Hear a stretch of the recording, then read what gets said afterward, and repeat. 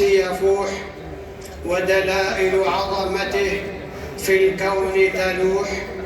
الحمد لله الذي شرع لنا أفضل دين وجمع الأمة صوب البلد الأمين، ونعمه تغمرنا في كل وقت وحين.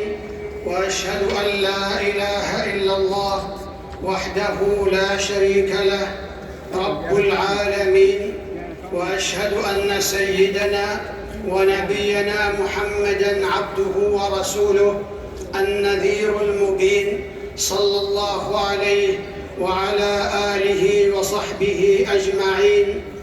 في حجة الوداع وفي يوم عرفة العظيم نزلت آية عظيمة هي أكبر نعمة على هذه الأمة: اليوم أكملت لكم دينكم وأتممت عليكم نعمتي ورضيت لكم الإسلام دينا.